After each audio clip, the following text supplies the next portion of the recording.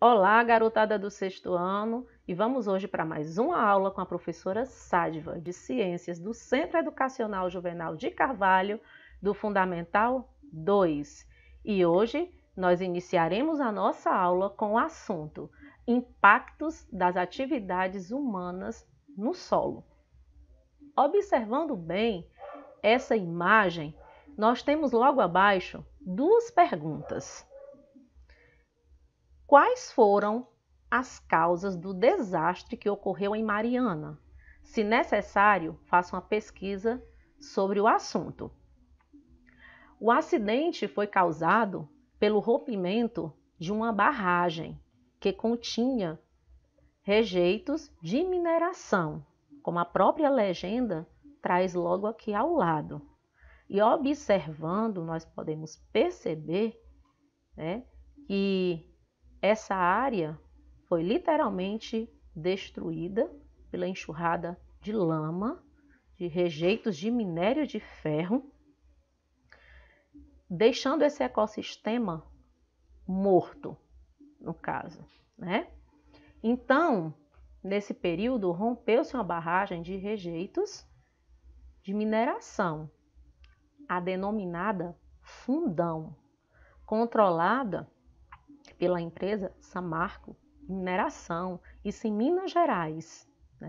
Então, um empreendimento conjunto das maiores empresas de mineração do mundo, a empresa brasileira Vale. Isso aconteceu em 2015 em Minas Gerais, foi noticiado em vários telejornais, notícias tomaram de conta, transmitido para o mundo inteiro, a nível nacional e até internacional, do acontecido em Mariana. A segunda pergunta: cite os principais problemas causados por esse desastre. Então, os rejeitos atingiram diversas cidades, causando a morte não só de pessoas, de animais, além de despejar resíduos tóxicos em diversos rios, afetando os oceanos, principalmente o Oceano Atlântico. Então, o ser humano ele pode interagir com o solo de diversas maneiras, como práticas agrícolas, que já foi colocado para vocês, a pecuária, que também foi colocado para vocês, a extração de minérios, mas com responsabilidade. Essa interação, turma, também se dá por conta da construção de cidades e estradas.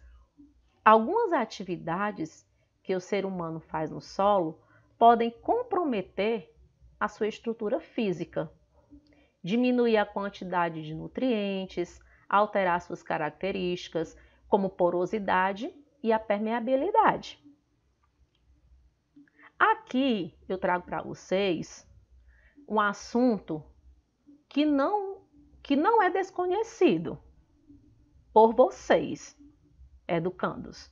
Eu tenho aqui essas duas imagens, está mostrando a erosão. E o que é a erosão? Observando para ambas as imagens, eu observo crateras, eu observo que partículas do solo, do impacto não só dos fenômenos da natureza, mas também da própria ação humana, fazem com que a erosão ela venha a acontecer. Então, erosão ela é um processo causado não só pela chuva, não só pelo vento, que as partículas do solo são arrastadas de um local para outro, formando sulcos. Esse processo ocorre lentamente e naturalmente também. Agora, a ação humana pode torná-la mais rápida, prejudicando o solo. A erosão, ela pode, turma, provocar a perda de nutrientes desse solo. Também o assoreamento dos rios. A chuva, nós sabemos que ela é importante. É um agente natural, proveniente da natureza, que influencia bastante no processo de erosão. Então, quanto mais intensa e mais frequente forem as chuvas, mais rápido será a erosão. Os ventos também influenciam o processo de erosão, os lençóis maranhenses, né? Então, aqui vem mostrando que quando o vento é o principal fator que causa a erosão de determinado local, né, é conhecido como a erosão eólica. Então, os fatores que influenciam a erosão do solo, eu posso ter o relevo, ok?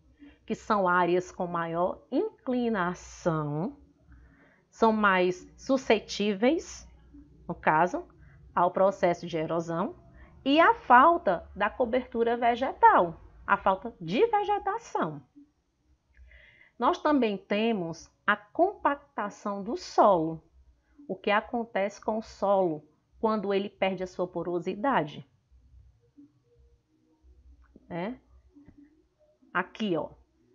Então, com a diminuição dos espaços entre as partículas do solo, ele fica compactado. E quando o solo perde porosidade, ele retém menos água, armazena menos O2, menos oxigênio, prejudica o crescimento das raízes dos vegetais. Então, a compactação ocorre por alguns motivos que eu vou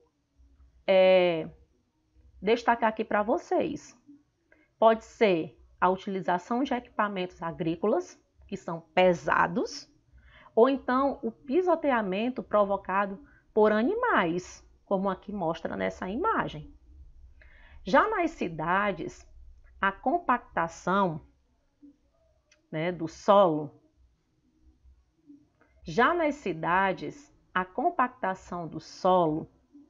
em razão das construções de casas, de prédios, de edifícios, enfim, aumenta o escoamento superficial de água, causando fortes enxurradas e enchentes. E venho agora destacar para vocês a situação da poluição do solo. Eu tenho aqui duas imagens, ok? E assim, nessas duas imagens, referente a elas, vem duas perguntas. Quais são os principais produtos químicos aplicados nas plantações brasileiras? No caso aí, são os agrotóxicos conhecidos por vocês, né? Então, no caso aí, por que esses agrotóxicos eles são tão utilizados? Para combaterem as pragas que prejudicam as lavouras. E que atitudes, vem aqui na oitava, podem ser tomadas para reduzir e diminuir a poluição do solo por produtos químicos? Reduzir o uso desses agrotóxicos se faz necessário por meio do controle biológico de pragas.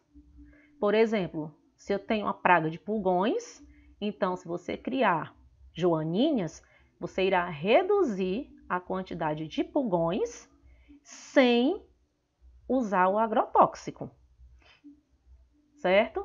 Então, entre os produtos que poluem o solo, nós temos também os fertilizantes e defensivos, os agrotóxicos, como eu falei para vocês, utilizados na agricultura, bastante pelos agricultores, e são aplicados com o objetivo de eliminar essas pragas das plantações, aumentando a produção e melhorando o desenvolvimento dos vegetais.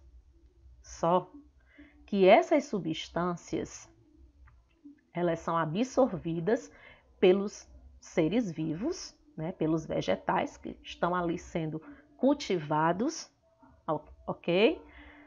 Alcançando os seres vivos, nós, que nos alimentamos desses vegetais. Então, isso, quer queira ou quer não, diretamente ou indiretamente, acaba afetando toda uma cadeia alimentar.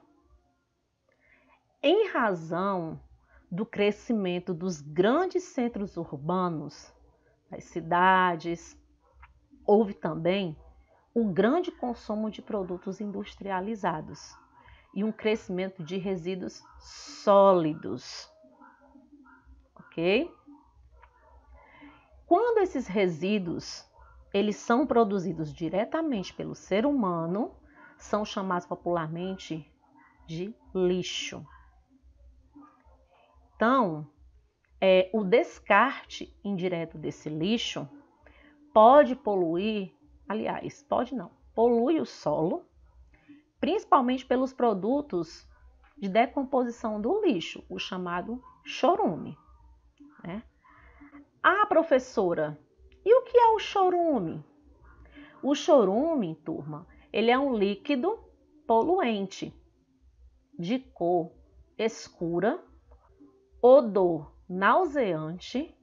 Só em você sentir o odor extremamente desagradável, você já tem a sensação de vomitar, né? Então, originado de processos biológicos, de processos químicos, de processos físicos, da decomposição de resíduos orgânicos. Ressaltando para vocês sobre o solo e a saúde humana. O solo pode abrigar bactérias, que são agentes causadores de doenças em pessoas e animais. E nós temos a bactéria causadora do tétano. Ela é encontrada no solo, em objetos enferrujados, no intestino de alguns animais, que podem entrar em contato com o corpo humano através de ferimentos. Então, essa bactéria produz uma toxina que afeta o sistema nervoso do indivíduo, provoca contrações musculares involuntárias, causam dores e dificuldade para respirar. Então, uma das formas de prevenção contra o tétano é a vacinação, ok? Então, turma, espero que vocês tenham compreendido sobre o nosso assunto de hoje.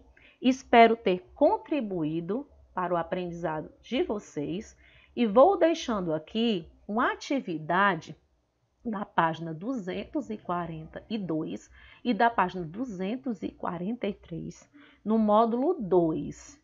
Leiam, releiam, respondam a atividade de vocês com capricho e me façam a devolutiva na quinta-feira à tarde, no momento que nós estaremos juntos, ok? Combinado assim? Então, deixo aqui registrado um abraço da professora Sádiva e até a nossa próxima videoaula, ok?